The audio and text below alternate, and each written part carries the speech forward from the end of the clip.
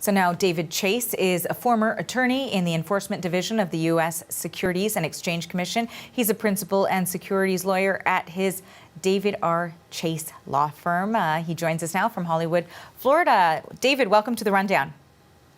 Arthur, thank you for having me. Pleasure. All right. So first, wondering how close is this to market manipulation? It's I don't think it's close enough to cross the line. Elon Musk as a history with the SEC. He was sued by the SEC back in 2018 for making an alleged false statement in a tweet. After that, there was another problematic tweet that caused a revised settlement agreement with the SEC.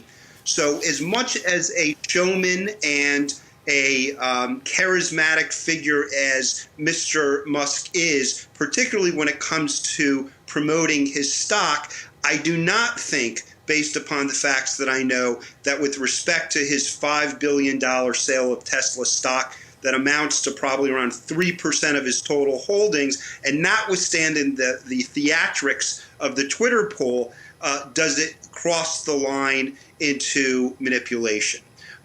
It's important to remember when assessing whether conduct crosses the line into fraudulent, conduct or manipulation is such a form. There needs to be a false statement or omission of material fact, and there has to be intent to deceive or defraud and to manipulate. And based upon what I know, although non-conventional, it doesn't, in my mind, cross the line.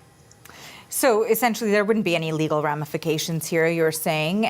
Wondering whether or not the tweet, the Twitter poll, the consequent actions, is there a sort of ethical dilemma there? In the stunt, in the theatrics of it? Yeah.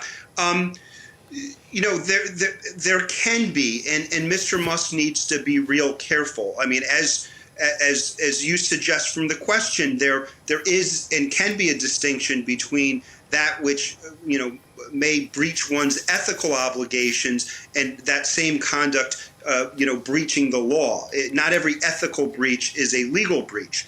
In this situation where a Twitter poll was taken, where essentially, as I understand it, Mr. Musk said, should I sell 10% or up to 10% of my stock holdings, and I'll abide by whatever the Twitter response is, one way or the other. It turned out it was 58% for approval.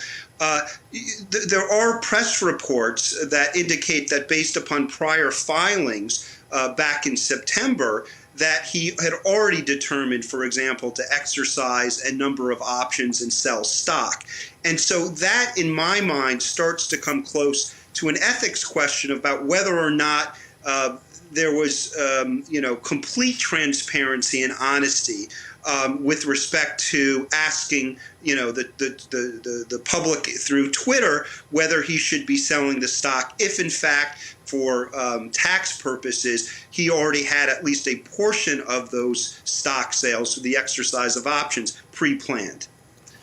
Despite the appearance of his actions being that of a showman on the face of it, how detrimental could these sorts of steps be to everyday investors, general folks? So the SEC has recently started talking about this concept and the danger of the concept of gamifying or kind of turning the stock market and financial markets into kind of like a casino.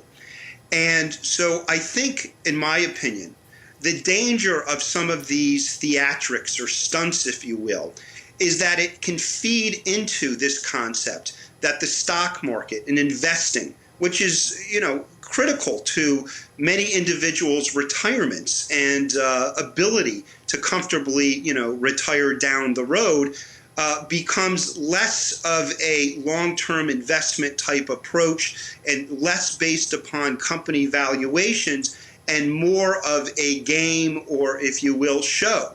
And so, these types of dramatics, if you will, I think tend to contribute to the SEC's concern about gamifying the stock market and the risk that it's viewed as something other than a financial marketplace where a lot of individuals and pension funds, etc., are invested. All right. Well, we appreciate your insights on this today. Thank you so much for your time, David. My pleasure. Thank you. David Chase is a former attorney in the Enforcement Division of the U.S. Securities and Exchange Commission and a principal of David R. Chase Law Firm. He joined us from Hollywood, Florida. Thank you again, David. Thank you.